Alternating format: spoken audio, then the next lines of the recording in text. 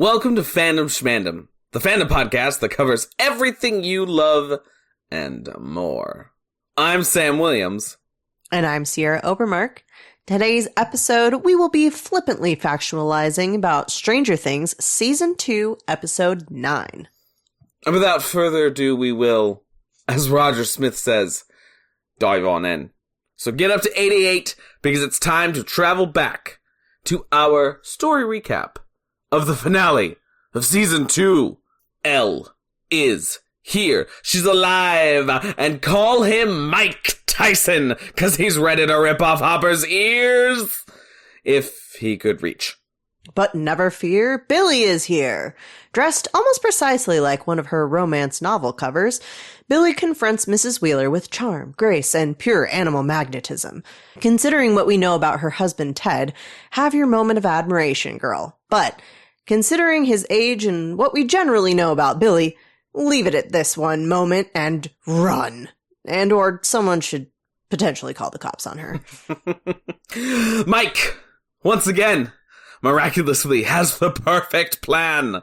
He has literally no other talents but Plan Man. But sure, he comes up with a great strategy again.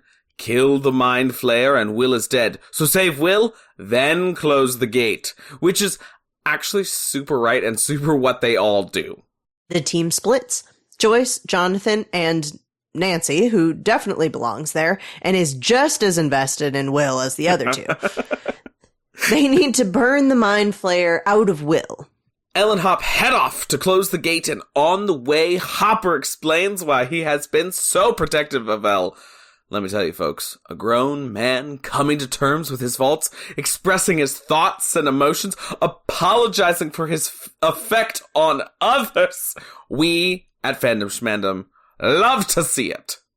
Steve and the Babysitters Club, new band name, I'm calling it now, are called upon by one Mr. Billy, not Gene, not Eilish, and not Boyd, Billy Hargrove, and it's mullet versus quaff.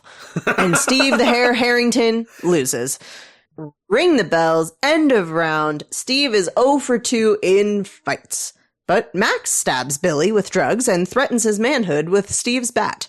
And on top of that, steals his car. She really is the best. Mind Flayer Will decides to choke out Joyce, and Jonathan can't do squat about it. But Nancy can. Pumping the room with heat and fire, Nancy stabs Will with a fire poker, and then the Mind Flayer shoots out of him. Safe at last. Waking up to Mad Max driving, the most obvious reference to that actual movie franchise. How did I not see it coming, and how did I not notice until this watch through? The kids have driven Steve to the hole that Hopper dug, book title, and are en route to burn the tunnel. The babies have a plan. Burn at Vine HQ, and the Demodogs will come. Which works, and lures the dog away for Hopper and Elle to close the gate. Hopper plays sniper against the Demodogs, which do happen to be close enough to run back towards them after Elle starts to close the gate, and Elle realizes she can use 2 hands to make her power double in strength. We're never going to get through it without laughing. Dustin proves that he and Dart have a connection, using 3 musketeers to help them all escape. In a hugely satisfying moment, Elle levitates and screams, tapping into the horrors of her past. She shuts the gate, managing not to burn up in the process. 1 month later. The lab has been condemned. Murray is high on his success from the explosive reveal of the danger in Hawkins, and Barbara is finally put to rest. Sam comes through for Hopper and Elle in a real way, providing Jane Hopper a birth certificate. Everyone is getting ready for the snowball. Will dancing in the living room with Joyce, Mike dealing with embarrassing photos, Lucas trying to figure out how to ask Max to dance, Max having her hair done while threatening Billy with her glare, and Dustin using Steve's secret hair tips. At the dance, the dreaded slow song comes on. Let the coupling begin. Max and Lucas, Will with some random girl that rudely calls him Zombie Boy, and he's like, okay, fine, I guess. Dustin, who tries to ask multiple girls before Nancy sees him and gives him the street cred he needs. Which leaves Mike, to my very great pleasure, alone. Enter Elle, looking adorable, and they have a great moment. Want to dance? I don't know how. I don't either. Want to figure it out together? Max and Lucas share a small kiss. Elle and Mike share a small kiss. Out in the parking lot, Joyce and Hopper share, you guessed it, a cigarette and a hug. Everything seems right in the world. This world. But upside down. The Mind Flayer remains. Roll credits! Find your donut holes. It is time for our Knives Out category, where we sleuth out which 3 storylines are the most vital to pay attention to. Number 1, Burning of the Tunnels, Steve and the Kids. Number 2, Closing of the Gate, Hopper and Elle. And number 3, Smoking Out the Shadow, Nancy and the Byers. Number 1, Burning of the Tunnels, Steve and the Kids. So everyone's separated up. We've got Nancy with the Byers. We've got Hop and Elle going to close the gate, and we've got Steve babysitting all the little wee kiddos. Steve is basically saying, we've been benched, and they're like, no, we're not even in the game. And he's like, right, well, we're on the side. And they're like, they're not going to call us in for a play. And he's like, right, you just stick with the plan. We're not doing anything.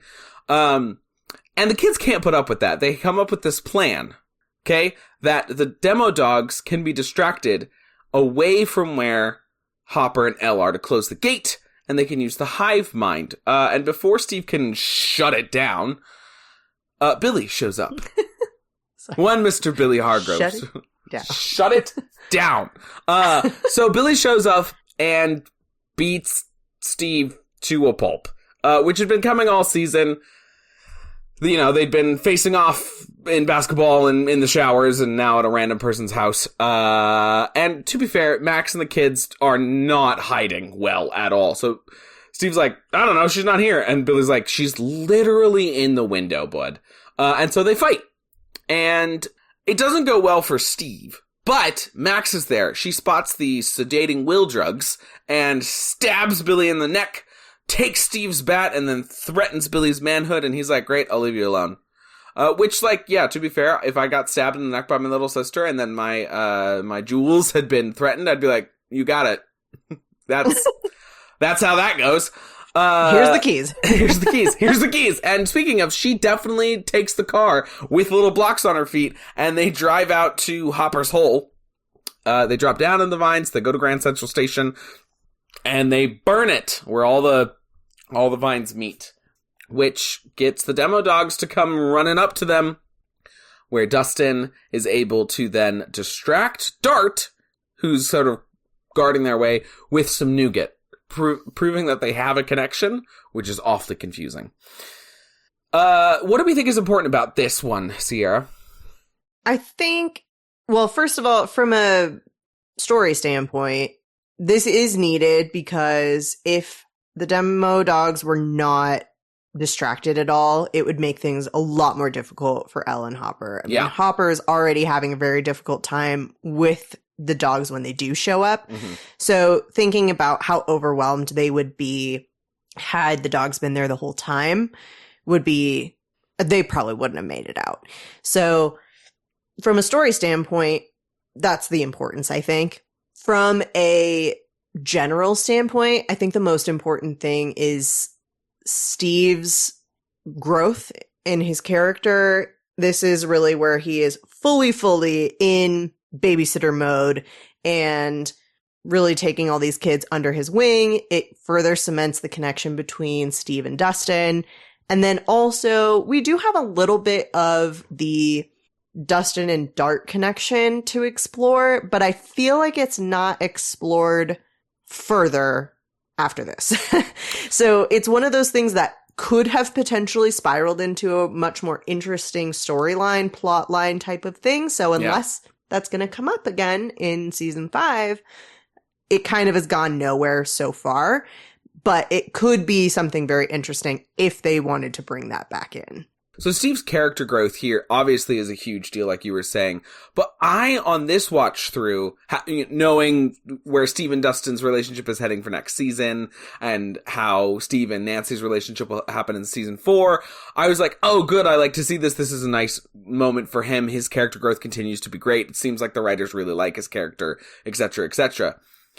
The Dart thing was brand new, sort of thinking-wise for me, where I'm like, wait, Dart does have a connection with Dustin. Mm-hmm. Yeah. He's not innately evil, and he's connected to the hive mind, but is he connected to the hive mind because that's how all creatures are in the Upside Down? Or has it been infected, and these are actually creatures that could be nurtured, could be intelligent, could be all sorts of different things? And it just made me be like, why haven't we gotten more of this? This idea of, like, everybody's corruptible, but not everything is corrupted? And that's just mind-boggling for me in this rewatch. Mm-hmm.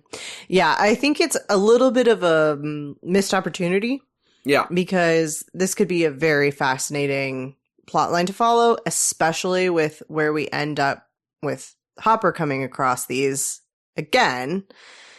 And it's still not really explored. They're just, he's just using his abilities to get out of there and his knowledge of having fought them in the past.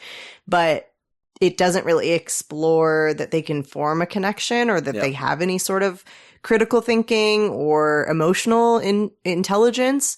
So I really think that, maybe they'll bring it back in season 5. Maybe. That's my hope, that they wouldn't have introduced something this interesting without having some sort of a connection again. Yeah, totally. To wrap it all up, but who knows? And given the fact that they do have a connection, it makes me feel even worse about the previous hockey stick throw that Dustin does. So much. Which I like, it's so heartbreaking. So and now that we know that, like, hey, I felt bad, and, like, Dustin goes and apologizes to him about it. Yeah. And so he stops growling. It's just like, wait, there's so much intelligence here, the lack of aggression, the backing off, the letting them pass, all of it's just so good, and it makes me wonder, like, I know that they probably don't want to do something as cliche as, like, you can break the hive mind connection through love, but I'm sort of like, but is there anything there that they can do? Like, are we gonna, like, for how Star Wars Rise of Skywalker was initially Duel of Fates, and they had a whole Stormtrooper uprising and revolt written in that script, I'm like, are we gonna, for season 5, have a Demogorgon / Demodog revolt? That would be awesome, but we'll see. Oh, that would be very interesting. I like it. Well, the next plot line that we should be really focusing on is the closing of the gate, which is Hopper and Elle's storyline. So Elle sees the note with Will saying to close the gate, and then Hopper and Elle set off to do this. On the way, they have this really, really sweet heart-to-heart. Hop explains his feelings and his emotions and all of these things. Able to set boundaries. It's amazing why he cares about her and why it's hard that he cares about her and what he's gone through in the past and how he hopes they can have this connection. And it's all very, very sweet, and definitely feels like he thinks maybe one of them is not going to make it out of this, and which is all the more nice that they do. Hopper then, when they get to the lab, finds Sam, who is still alive and still there hanging out, and gives him a gun. Says, all right, you just continue to stay here. And Don't go anywhere. Don't go anywhere. We'll be back. Okay, bye. Which is really a nice little lighthearted moment right before they go to potentially certain doom. And then when they get down, I love this is a kind of aside, but I love the visuals of the gate itself and lowering down as they're descending to get midway through the gate so she can get, I don't know, central access. Yeah. or something like that. I'm not exactly sure why they have to descend, but they do. So after they descend, she starts to close the gate. As soon as she starts to close the gate, all the Demodogs that have been distracted are now called back. So now they're all rushing. Hopper is just trying to keep them away from Elle as long as possible so that she can keep closing the gate. She uses 2 hands and starts levitating in the air and screaming and bleeding and all of these things. But she does close the gate, and Hopper is able to carry her out of there, which is excellent. Yeah. So there's a couple of different really important things in here. But one of the sort of oddities of this moment is the fact that Sam has been attacked. Dr. Sam, the psychiatrist, has been attacked and not eaten, unlike Bob. And so I imagine they might have even shot an explanation for this, or at least written one.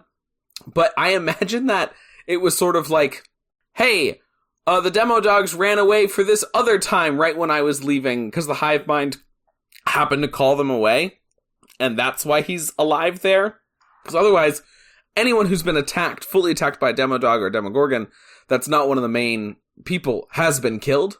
So, yeah, that's certainly, especially somebody who's been hurt enough to just stay still. So unless he exactly choked out the demo dog, I'm not exactly sure how he's alive. But in terms of the actual important things, to your point, doubling down on Elle's need for physical proximity, to be close.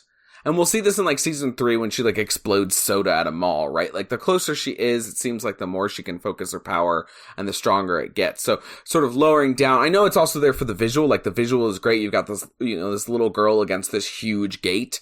And they're trying to sort of recreate that moment of when Millie Bobby Brown is really tiny in the first season going up against the Demogorgon.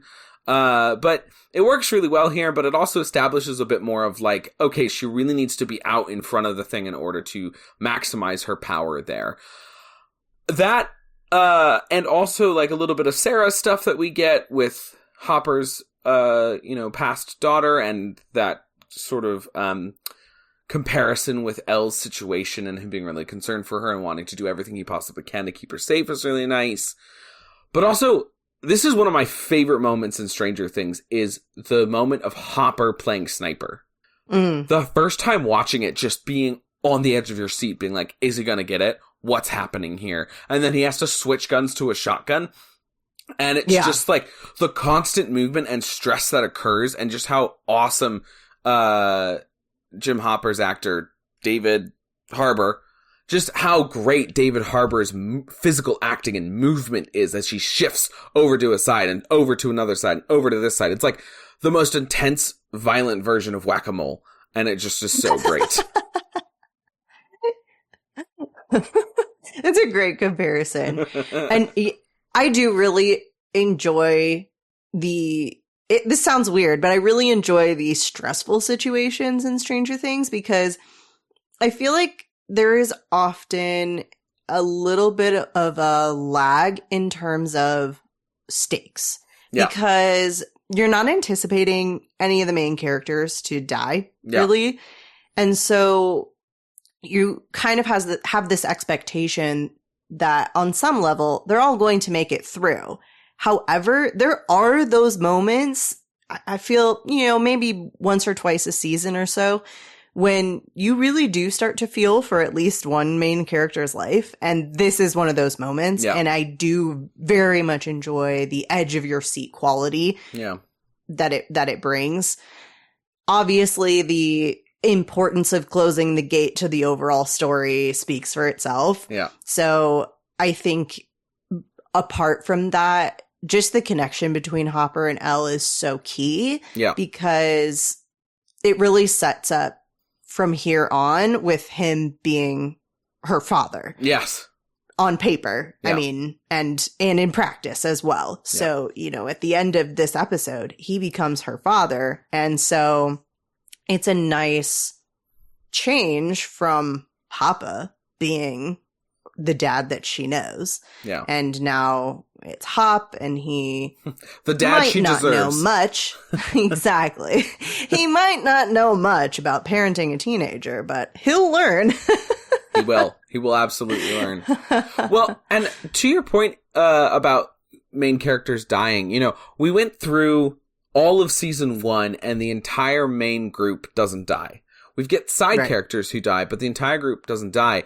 And so it's a really good effective use of killing off Bob earlier in this season to make you think, oh man, like Bob is a main character. Maybe somebody in here is actually going to die. And eventually, you know, they play with this idea throughout season 3. And then, of course, with Max in season 4. Right.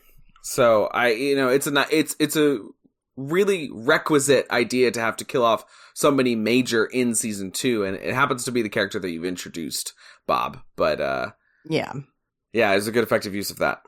So the third one, smoking out the shadow, Nancy and the Byers. Okay, so this is where Mike realizes closing the gate will kill Will. Joyce realizes they need to stop appeasing it, and instead of it likes it cold, okay, well, then I'm gonna make it hot. The whole idea is that Will is the host to a virus of the Mind Flayer. So Jonathan's like, we gotta make the host uninhabitable. So they go to this little shack. They heat up the house as much as possible. Fireplace, actual space heaters, 1980s space heaters, so that awful sound when you turn it on. So good. It's awesome. It really makes everything so eerie. And then really brings it back. Brings me back. Brings me back. Oh gosh. And then Mind Flayer sort of fully takes over Will, starts killing Joyce. Jonathan can't do a single thing about it, and Nancy, of all people, weirdly in this Byers only story, is like, I'll be the one to save it. And she grabs this hot poker. Now, when she's doing this hot poker is also when Steve has just lit Grand Central Station on fire. So there's probably a bit of two forces coming here, where the Mind Flayer's been hurt majorly at its central location, and also Will is uninhabitable and then hit with a fire poker. And that releases the Shadow Monster. So, Sierra, what is important? Why are we going over this particular storyline? I think that the key here is the host to virus or Shadow Monster, whatever that is, that relationship. So the relationship between Shadow Monster and host, obviously such a very, very, very key factor of season 3. Mm-hmm. So this is really bringing it along of, okay, the monster has been ejected from Will. We are burning the vines. Elle is closing the gate. Where's the Shadow Monster going? Yeah. It's out of Will. But we don't see it go through the gate. So this moment is really what sets up season 3. Yeah. And, you know, yes, Elle closing the gate closes season 2, but this is what sets up season 3. Yeah. So the fact that it does not leave, it is out of Will, it has been rejected by the host, it still needs to go somewhere. Yeah. So that's the key part, is just this is how the story continues. Yeah. And the other, I don't know that there is too much in terms of the relationships between these particular characters that develops the way that the other two storylines have. Yeah. So this storyline to me feels very much plot focused and plot heavy. Yes. Oh, I totally agree. So it's really, really amping that up, and just how it weaves in with the other two, because they have to have the timing right in order for this all to work out. And those scenes are so short. Like they're like you're saying, those scenes set up the tempo of the show. They set up the plot points of let's save Will and how do we move to season 3, but also they really set the tone and sort of horror elements before you get to Hopper and his sniper moments, because you've got Will in his bed just you know, and then like choking, and it's all of these like very classic horror moments. Mm-hmm. Yeah, it really sets the tone and the stage, and the acting is really phenomenal. I will say. Yeah. I will say. I hate you. Leave. You love me. I do. Yeah, no, I think you're right on the money there. It doesn't really do anything for the characters that much, right? It wraps up the Joyce Will story, Jonathan and Nancy have already wrapped up sort of as soon as they reach everybody. But also, at the beginning of this, Steve is the one that tells Nancy to go with Jonathan. Right. And he's accepting of his sort of role of no longer being her boyfriend. He's like, I may have been a shitty boyfriend, but I'm one hell of a babysitter. That's his quote. It's an awesome line that he has. And that really sort of wraps up that Steve and Nancy moment. But that's it. And then the rest of the episode is just sort of like, all right, well, let's have this occur and figure out how we save Will so that everybody who cares about that knows what happens. But it really is sort of devoid of any sort of character moment, unlike Hop and Elle, or Steve and the kids sort of solidifying more of how this relationship is going to work in the future. Right. Yeah, exactly. Well, keep your finger on the pause button and rewind that tape, Sierra. It's time for the prestige category. What did we notice on this watch through? Mike and Nancy are highly intelligent and good at thinking on their feet for having the parents that they do. Yes, this is a diss on their parents. I don't know what Ted does for a job. We only ever see him sleeping on the couch or the chair and watching TV and not answering the door or the phone. and Mrs. Wheeler seems to be very much a kind of Valium mom. Yeah, absolutely. If I may say. She's not quite really there. She doesn't really know where her kids are at all times. She's there. She's doing stuff. She's tolerating everybody. She's trying to keep the family in one piece as much as she can, but neither of them seem all that put together mentally. And so the fact that 2 of their 3 children, which we don't know much about the youngest girl other than somehow she's connected to the Upside Down because she can have these kind of moments with it that are not explained. But other than that, we don't really know anything about her. But Mike and Nancy are very smart people who come up with these brilliant plans, who are able to rally people to whatever their plot is going to be. Where do they get it from? Yeah, absolutely. Where do they get it from? To your point, both parents have no idea what's going on. I don't understand it, but good on them. Like, I guess good on them. This speaks to being absentee parents. You let your kids flourish. I guess the moral of the lesson is just don't pay attention and then they'll be okay. Or if you're being a little bit more optimistic, let go and let God. Sure. Yeah. Yeah. We'll go with that one. So it seems a little Malcolm in the Middle-ish.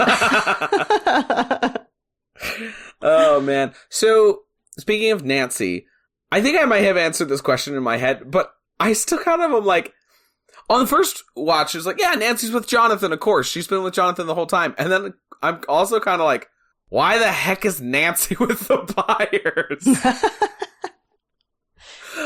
And then, you go back and you watch Steve being like, hey, you should go with him. And it's clear that she and Jonathan are an item now. And it's clear that she wants to go and support her man. And so I think that's fine enough. But it is still kind of weird to just have Nancy there. Yeah, I was thinking about that because of your question here. And I guess it just doesn't make sense for her to be anywhere else. No. She wouldn't be with Elle and Hopper. That doesn't make any sense at all. That makes less sense than this. Going with Steve and the kids only makes sense if you think that she and Mike are kind of a collective that would be paired up in this instance. Yeah. But then that means that she's with Steve and not with Jonathan. Right. Which would be weird as well. They're very much trying to transition her away from Steve to Jonathan. Exactly. So I think this is really just the only place that Nancy somewhat fits in this particular set of plots. So sorry, you were just kind of thrown into it, Nancy. Well, and like they write the scene of Steve telling her to go, which I think was them being like, how do we get Nancy to go with the Byers and have buy-in from the audience? And it's a little contrived, but because we get that awesome babysitter line, I'm okay with it. Yeah. Yeah. I would agree. And then what we also have that I was realizing more of just the depth of it. So Steve and Dustin. Steve becomes the sibling that Dustin doesn't have. Everyone else has at least one sibling. And except for Lucas, nobody's the oldest as well. So Will's the younger brother, Mike's the younger brother, then Dustin is an only child, and then Lucas without is the a older dad. brother. And he's without a dad. Yeah. Yeah, so Dustin doesn't have a dad. You know, Will doesn't really either. Yeah. Not a present one. He's got Jonathan as dad brother. Druther. Right. If you would. Yeah, so Jonathan is filling kind of both of those roles for him. But Dustin doesn't have a male figure in his life or a sibling in his life at all, which is partially why I think he's so attached to his friends and why season 3 hits him so hard, because he's not with them anymore. And he doesn't have anybody really to fall back on. And Steve really steps into that role of being that brother, that dad figure, all of the above that he just doesn't have. And I'm like, my baby boy. My boy. Bum.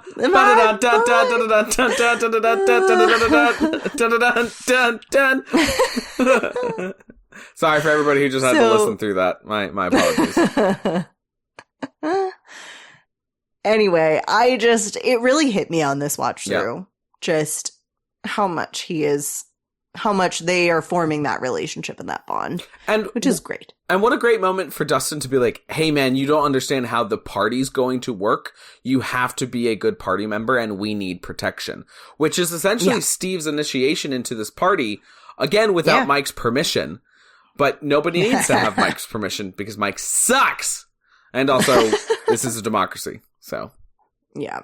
Another thing that I really thought of on this watch through, because I had thought this a little bit in the past, but when Elle is closing the gate, she's focusing with all of her might and she's doing the hand outstretched and everything.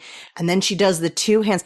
I just kept waiting for Elle to tap into love instead of hate here. I feel like I said this in the last episode too, but it really hit me in this moment because I feel like it may be a conditioned cliche response to other media, whatever, but it did really feel like a good moment to go from upsetting memories of whatever is going on in her life to then seeing, Hop, Mike's face, smiling. You wanted your expecto patronum. Power. You wanted your Patronus. I did. Yeah. I really did. And we don't get that here. And I'm not sure if I'm happy that we don't get it because it's not the same as other things, or if I'm upset because it feels as though it would have been right in the moment. So I'm not sure. It doesn't seem to me. I have a hard time with Elle's two hands thing because what is she finding more horrible memories from her time? What is she tapping into to get more power? We need more power, unlimited power, unlimited power. Yeah. Okay. Where is she getting it from? So, it felt like that transition was missing for me. And if we go from hate to love, you've got it. You have tapped into a wonderful, weird little thing. We've been talking about Elle's powers so much in every episode, being like, how does this really work? And this is a huge moment because we have only ever seen Elle use powers with hate, with fury, with anger. And I think this is why people are talking about, like, is Elle going to be turned dark and need to be killed in season 5? And, is Vecna going to get, killed halfway through as the mid-season finale, and then Elle becomes the real enemy because she's the one using hatred? Or are we going to have a switch over to love? So that's one thing. But the other thing, too, is, like, to your point, is she, like, hating more when the second hand comes out? Or is she just realizing then that, like, the second hand helps with the psychic movement, that there's a link between, like, amount of physical effort exerted to the psychic? It's really unclear. Go for it. I'm just thinking now, potentially it could be a psychosomatic thing. Yeah. Where it doesn't actually, she's not actually drawing any more power. She's just so exhausted by that point that she has to do something to continue to push that power through. Because trying to hit your second wind. When she hits that second handout, it's not like the gate starts closing faster. Right. Or anything like that. It just continues to close.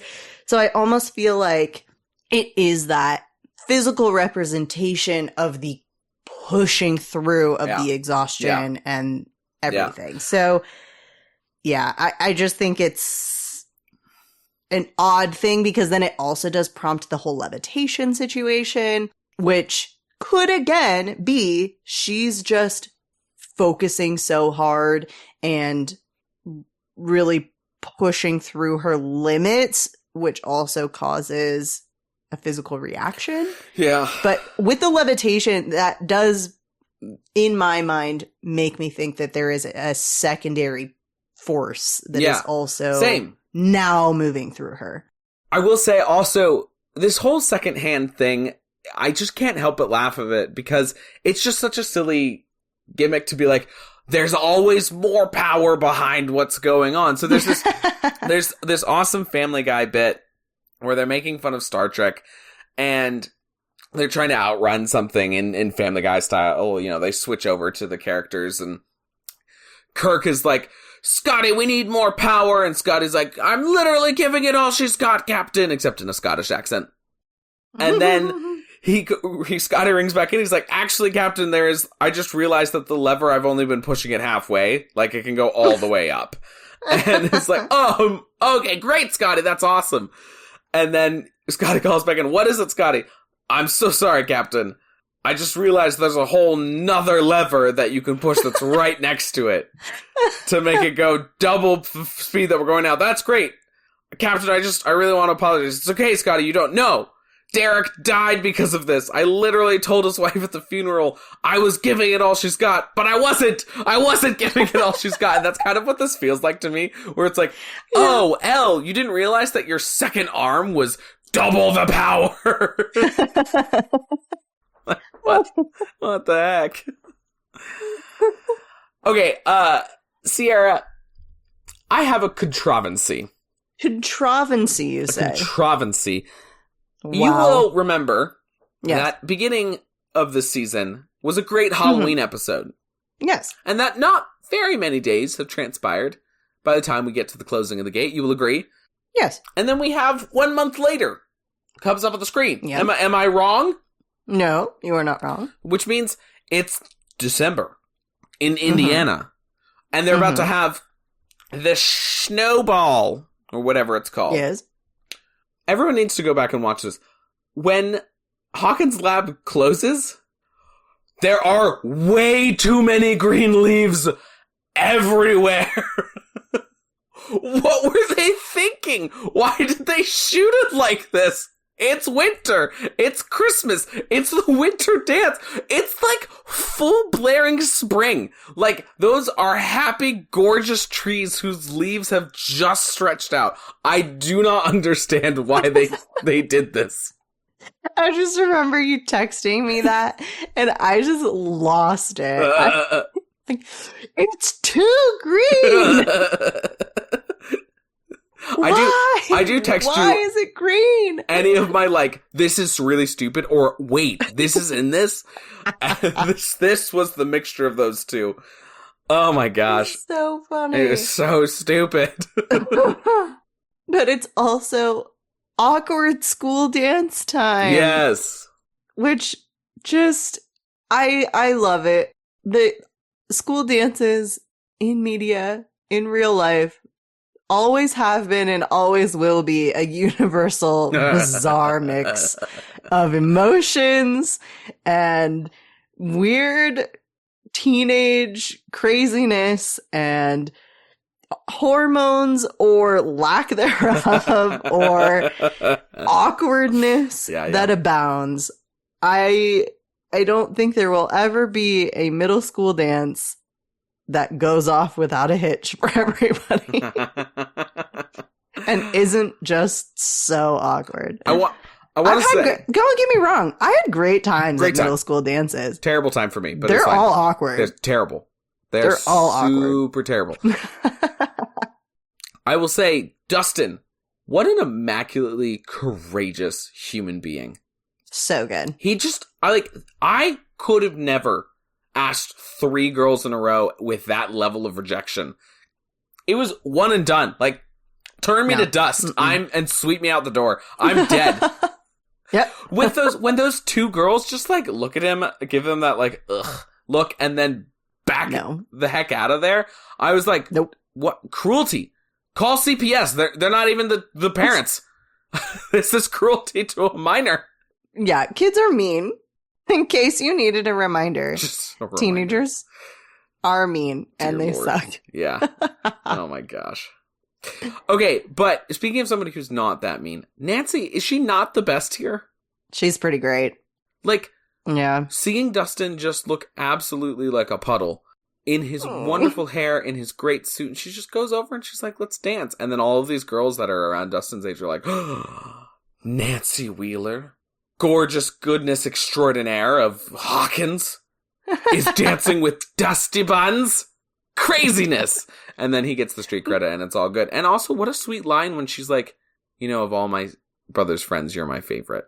So cute. And also, like, I fast forward to when they're like 32 and 30 and they get married because Nancy has Black Widowed both Steve and Jonathan.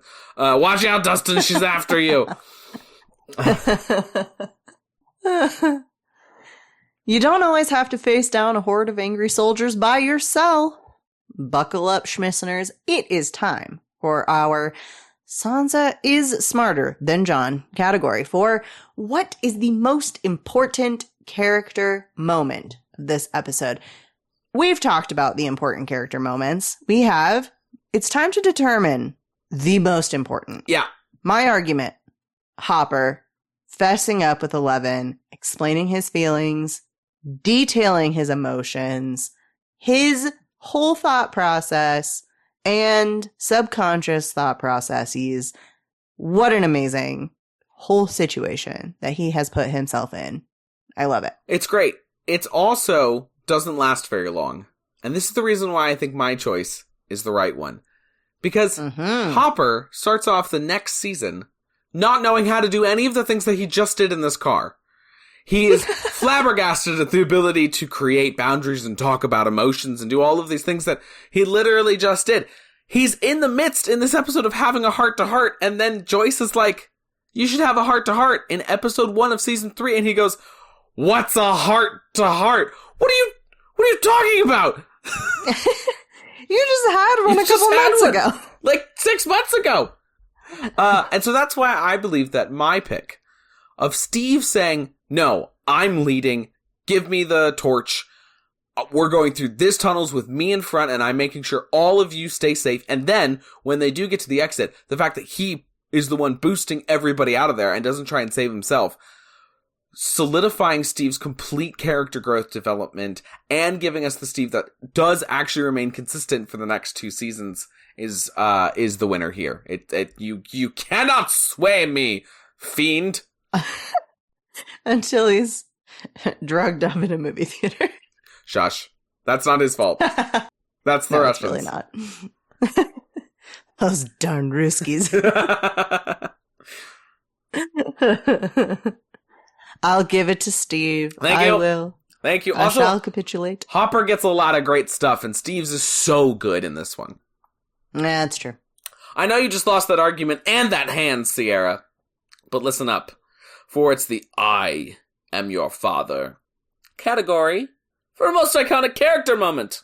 So, we haven't talked that much about it in this episode. For most iconic character moment, Sierra, how is it not Billy and Mrs. Wheeler? For who? For Billy or for Mrs. Wheeler? For either. I would argue Mrs. Wheeler more than anybody, because all we've seen her is be like in this sort of loveless marriage with not knowing where the kids are and just mad or sad or unfulfilled. And then here she is in this bathtub reading who's basically Billy Hargrove on the cover of her romance book. And then, is it Ted? Ted won't get the door. Ted. He's asleep. And so she has to put on a robe and come down. And she's all dolled out. And then there's Billy ready to seduce her, which we do not advocate for. They are minors and majors in this case, apparently. Minors and adults. But it's just such an iconic scene in this entire thing. It's like one of the things that I remember most from this season. Really? Yeah, absolutely. Anytime I think of Billy and Mrs. Wheeler, I think of next season. Yes, I totally get that. But I went into season 3 being like, I'm so excited for this weird little side story of Billy and Mrs. Wheeler. And then, of course, it doesn't go anywhere. But yeah. But I do like it. Okay, man. so it's probably not Billy and Mrs. Wheeler. It's probably actually, because of what we've talked about earlier, Dustin and Dart's Three Musketeers moment, because the implication of a demo What's It Not being evil is just so huge. Yeah, I get behind this for sure, because it's also a really nice, courageous moment for Dustin. Yeah. Which carries forward into the next season, especially, of him kind of leading the charge and doing investigating all on his own and all of those things. And so I feel like this is a really nice moment of courage for him to approach Dart, not knowing what's going to happen. Yeah. Is the bond strong enough? We don't know. An interdimensional creature or whatever, or an alternate dimension creature accepting the chocolate you're giving. Yeah. It is a pretty far stretch. So,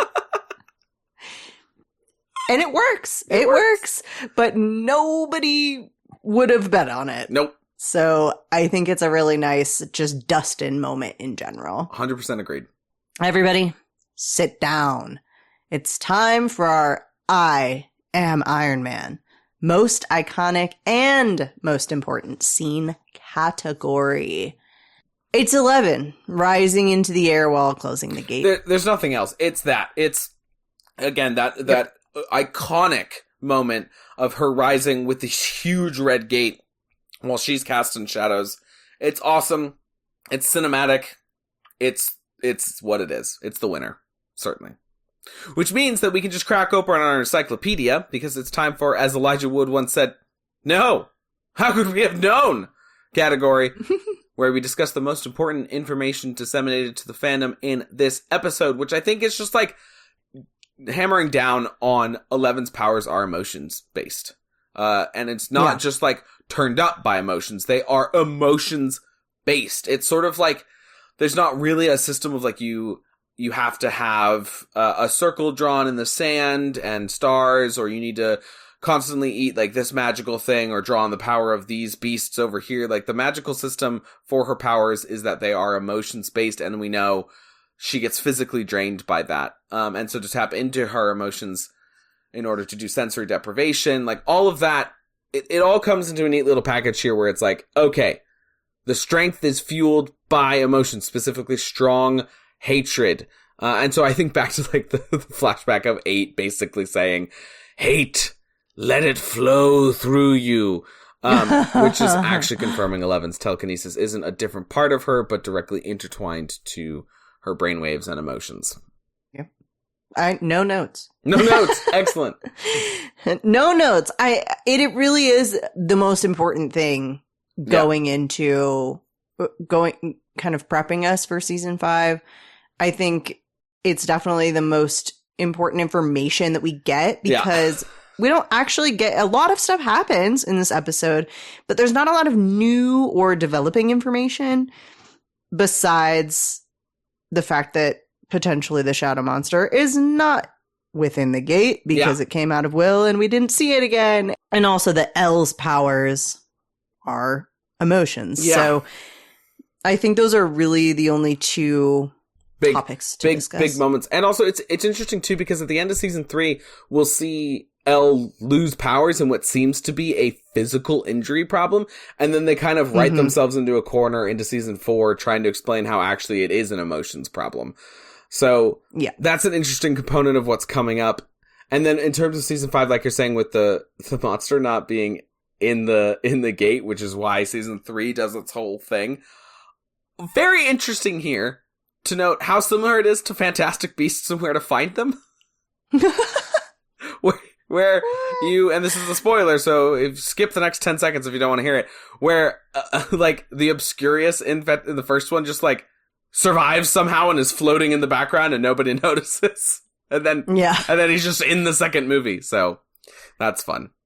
Keep your horses safe. It's the I'm gonna make him an offer he can't refuse category of best lines. One day I will say it exactly like it's said in The Godfather. And everyone will be shocked. But until then, you will enjoy my many voices because I will say it differently every single time. It's just who I am. Here it is. I may be a shitty boyfriend, but turns out I'm actually a damn good babysitter. Yep, it's great. No notes. Once again, Steve the Hare Harrington for the win. 100% best line of the episode. One of the best lines of the series. Incredible. Yep. Dust off that card deck and get ready to shuffle. It's our Joker category for who is the MVP of this episode. It's Steve. It's Steve the Hare Harrington. And he keeps all the babies safe. He leads the mission.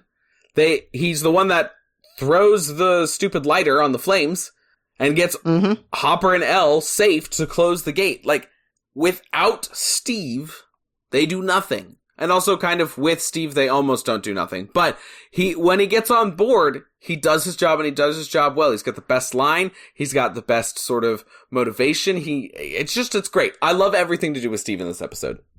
Yes. I seconded. I don't even have an honorable mention for this one. I think it's out and out Steve. It's really interesting how that happened in this episode because there are great moments for Joyce and Will and Nancy and Jonathan. Like they have they have awesome acting moments and great scenes. Elle and Hopper have awesome like heart to heart and then these really cool moments. But like the charisma that Steve has, especially with Dustin, but in this role, his acting is just so phenomenal in a way that elevates his character for this episode. And even though they're not the main story, he's by far the best part of this episode. Oh, yeah, definitely. Really comes out as the star. Yeah, he does. We dying over there? Pound for pound. Is it Sam? Okay. He's in this episode for approximately 30 seconds. Oh, Sierra, I love this. I love you bringing in a pound for pound argument. Okay. First of all, his name's Sam, so I will give him already a leg up because there are not that many Sams in the fictional universe that I'm like super behind. So, okay. And he also kind of fits into like the stereotypical Sam where it's like Samwise Gamgee and this Sam and like other ones that it's like, yeah, we're all portly short people. But not Sam Winchester. That's so true. That's so true. And not Sam Obisanya either from Ted Lasso. But listen, pound for pound, you're right. He's in the episode for like maybe 3 minutes total. He's injured, but he lives. He lives a demo dog when so many other people haven't. He's handed a gun. He laughs about it. And then he gets Hopper and Elle the birth certificate. You're so right. This isn't a pound for pound for the amount of minutes that he's in this episode. He works. He works. I'm just saying. He also portion controls in this episode. He is he offers food. A great man. Yeah. For the 3 minutes that he is on screen, he makes the most of every second. There is no wasted time with this man. In all honesty, that actor really does like pull, and not in a bad way. Like he really does draw attention and really kills the scene in every scene that he's in this season. Mm-hmm. He really does. Just saying. You don't have me quite so convinced, but man, it's close. Yeah. He doesn't have to be the MVP. He's the pound for pound MVP. Yeah. There's no argument when it comes to that category. Pound for pound, no. Oh my gosh. Pound for pound MVP. But I'm almost tempted to call him the actual MVP. Yes. I'm so happy right now. Well done. Thank you. Usually that's my corner. Thank Well you. done. I know. Okay, moving on. Occasionally a brainwave. Clean your evil air. And get ready for our I was the turkey all along category for what is the biggest takeaway viewers should leave with in preparation for season 5. My biggest takeaway, fire is your friend when it comes to the Upside Down. It sounds like a joke. However, it's really not. It helps in season 3 too. It does. Man, why don't they when Max is getting hunted by Vecna, why doesn't she bring fire with her? They know it works. The world will never The know. world will never know. Okay, because she brings her Walkman with her. Anyways, all right, we'll see. We'll get there when we get to season 4. The one that I have in here is that it's 100% that Vecna took Will in season 1. There's an awesome little moment where when 11 uses 2 hands and starts to levitate, the entire electromagnetic field in Hawkins changes. And it's when the same exact sound of light flickering in the Byers house happens in the Byers shed when Will is hiding in there at the beginning of season 1. That's not Demogorgon stuff. That's not what Demogorgons can do. Now, there is some electricity outages and stuff when weird stuff is happening. And, Yep. clearly you can interact with lights to track monsters and to track people. But that sound, I think, is, to me, one of the biggest proofs that Vecna took Will in season 1. Mm-hmm. So there we go. I like it. Thank you. Let's keep building that folder. Yeah, absolutely. You are such a person that works for a financial company. Let's keep building that folder. What other business jargon you got for me? No, my next one was going to be, I see you have a cork board in the background there. Get out your red string. Yeah, absolutely. I am 100% Charlie Day when it comes to this. Okay, for today's public service announcement, please note, all eligible middle schoolers and high schoolers always have a backup option for a date. No one wants to see you alone at a dance and throw an older sister pity party for your little twerp's brother's friend. Get yourself a backup option and make sure you come with a date to the dance. End of PSA. And on that lovely note, thank you, listener schmisteners, for listening to this episode of Fandom Schmandom. If you'd like to discuss this episode or any other episode we've done, please hit us up on our social media channels. You can find us on TikTok and Instagram at Fandom Schmandom Pod and on X at fandom_schmandom. Please don't forget to rate and review us if you liked the episode. It really helps with the algorithm, placing us in front of other like-minded schmisteners out there. And with that, we're out, y'all. Don't forget to tip your middle school chaperones. And fare thee well! Whatever our outro is, it goes right here. This sounds like a Christian Science hymn. Onward, listeners, missioners, marching to nerd out. With the hand of Vecna going on before. Fandom Schmandom was created by Sam Williams and Sierra Obermark. The show is produced by Aurelia Lieb. The editor is Brittany Fisher. The music is by Jeremiah Alves.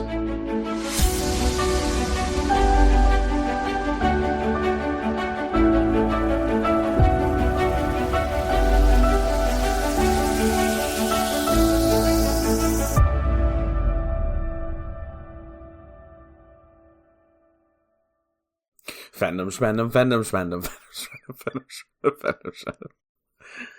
Bah, bah, bah. That's me recording. Brit.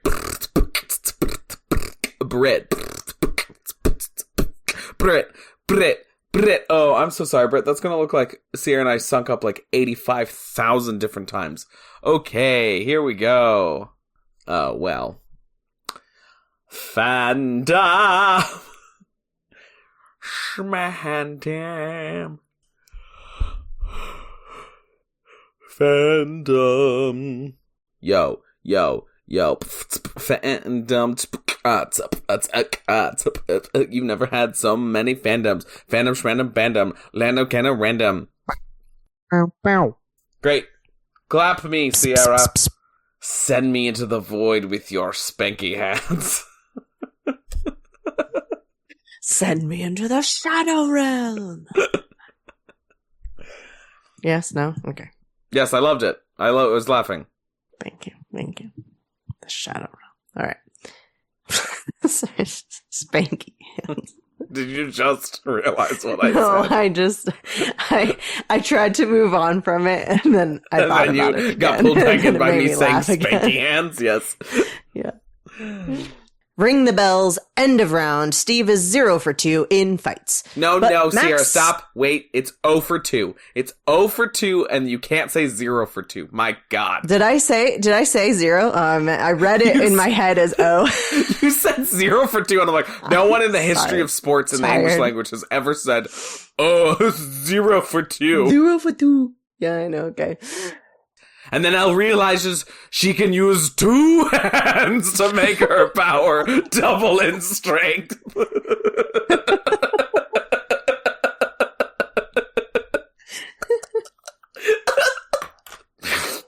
I know we're in the middle of a story recap, but I've got to tell you, when I was writing that bit, Sierra, God, that really got me. It's so funny. So there's this great, I put this at the end, Britt, because I really shouldn't interrupt here right now, but sorry, I'm really, He's crying.